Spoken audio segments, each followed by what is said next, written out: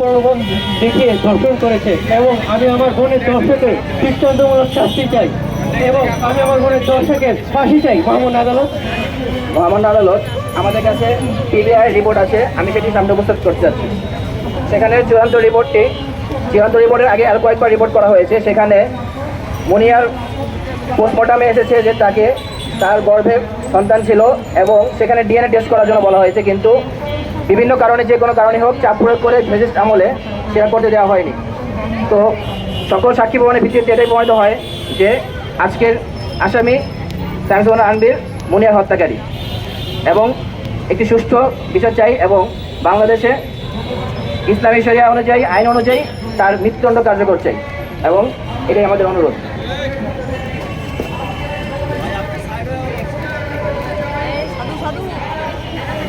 আনবিরের পক্ষে কোনো আইনজীবী আছে? এই মুহূর্তে দেখা যাচ্ছে না। আনবিরের পক্ষের কোনো মতামত আপনারা কি পেশ করবেন আদালতের কাছে? মতামত পেশ করার কেউ নাই।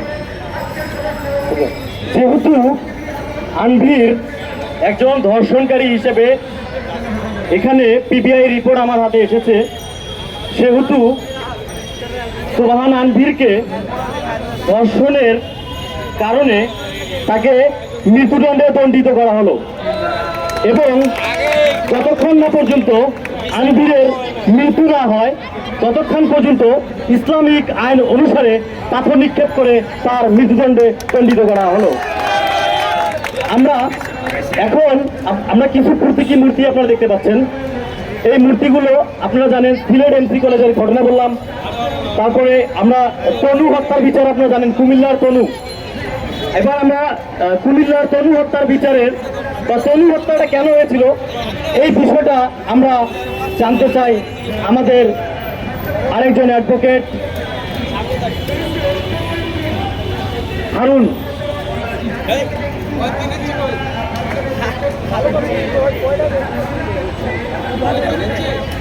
হারুন ছুটিতে আছে,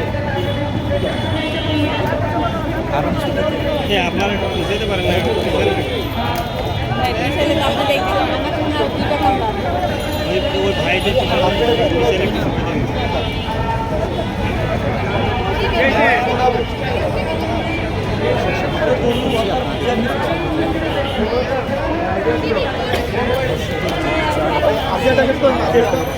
আসিয়া হত্যা মামলার আমরা যেটা এখন রানিং চলতেছে, আমরা আসিয়া হত্যার মামলার বিষয়ে ইন ডিটেলস যার কাছ থেকে শুনবো অ্যাডভোকেট তাওহিদকে আসিয়ার বিষয়ে সকল যুক্তিতর্ক খণ্ডন করার জন্য অনুরোধ করা হলো।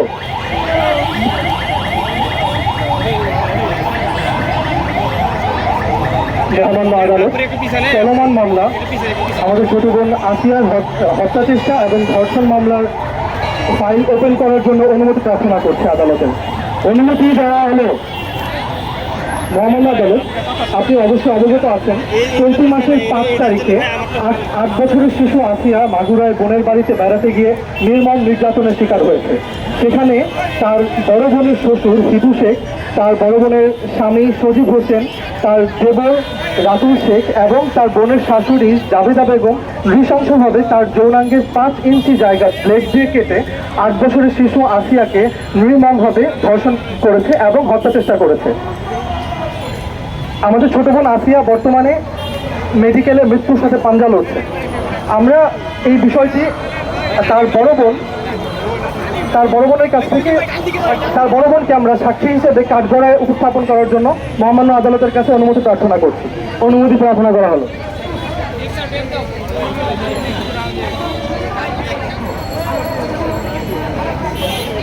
আপনি বলেন, যাহা বলিব সত্য বলিব, সত্য বলিয়া মিথ্যা বলিব না। বলবেন, আমি অত্যন্ত বেদনার সাথে আপনাকে প্রশ্ন করছি। আপনার ছোট বোন আসিয়া তিনি নির্মমভাবে নির্যাতনের শিকার হয়েছেন এবং ধর্ষণের শিকার হয়েছেন আপনার শ্বশুর হিদু শেখ এবং আপনার স্বামী এবং তাদের পরিবারের মাধ্যমে। আমি আমি আপনার কাছে জানতে চাচ্ছি এই বিষয়টি সম্পর্কে আপনি অবগত আছেন কিনা? আমি অবগত আছি। আপনি যে মামলাটি দায়ের করেছেন তার সকল আসামিদেরকে আপনি চেনেন? যে আসামিদেরকে আপনি চেনেন তারা কি আপনার স্বামী এবং আপনার শ্বশুর তারা? আমার স্বামী, শ্বশুর, আমার শ্বশুর হচ্ছে হিজু শেখ, আর স্বামী হচ্ছে সজীব হোসেন, আর আমার দেওর রাতুল শেখ এবং আমার শাশুড়ি রবিনা বেগম। আপনি বলুন, আমি বিনয়ের সাথে জানতে চাচ্ছি আপনি এই ধর্ষকের কি ধরনের শাস্তি কামনা করেন? আমি এই ধর্ষকের দৃষ্টান্তমূলক শাস্তি কামনা করতেছি এবং আমার বোনের মতো যাতে বাংলাদেশে আর কোনো বোনের সাথে এরকম ধর্ষণ না ঘটে তার জন্য অবশ্যই আমি বিচার চাচ্ছি মহামান্য আদালতের কাছে। মহামান্য আদালত, আপনি সব বিষয় সম্পর্কে অবগত হয়েছেন এবং সাক্ষী প্রমাণ আমরা উপস্থাপন করি এবং এই মর্মে আপনাকে অবগত করছি ধর্ষকের পক্ষে এখন পর্যন্ত আমাদের আদালতে কোনো অ্যাডভোকেট দাঁড়ানো। সুতরাং আপনাকে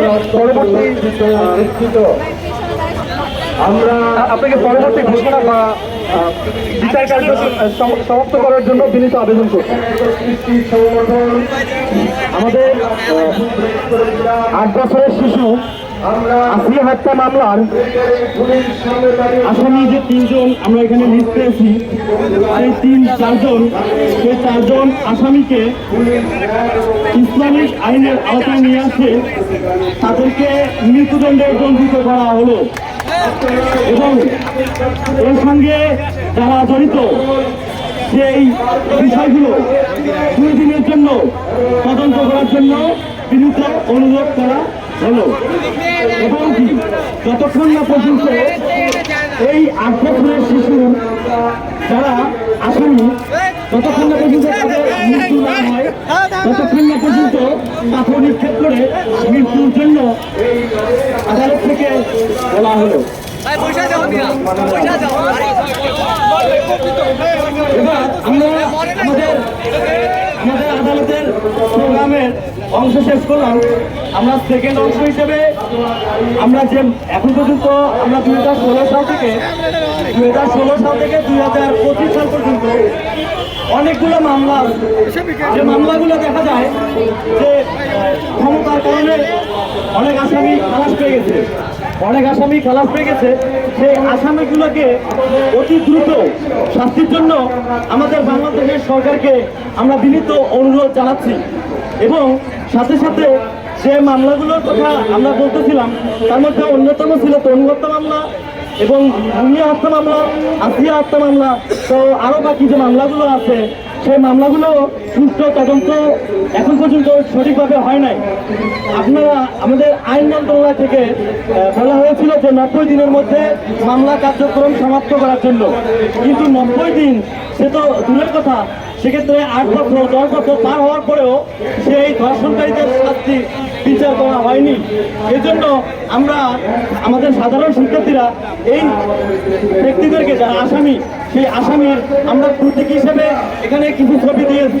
সেই ছবি সহকারে আমরা তাদেরকে এখন পাথর নিক্ষেপ করে প্রতীক হিসেবে আমরা মৃত্যুদণ্ডে দণ্ডিত করব যতক্ষণ না পর্যন্ত তাদের মৃত্যু কার্যকর না হয় ততক্ষণ না পর্যন্ত সাধারণ জনতা তাদেরকে পাথর নিক্ষেপ করে মৃত্যুর দিকে ধাবিত করবে এবং কি তারপরে আমরা তাদের প্রতিমূর্তি দাহন করে আমাদের আজকের প্রোগ্রাম শেষ করব।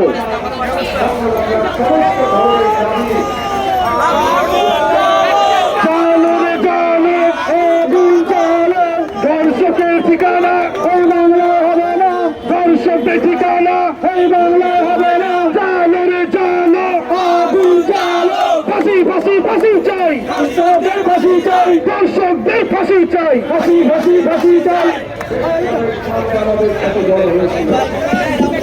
তুমি কে আমি কে, তুমি কে আমি কে, তুমি কে আমি কে, তুমি কে আমি কে, দর্শকের ঠিকানা সব দর্শকের ঠিকানা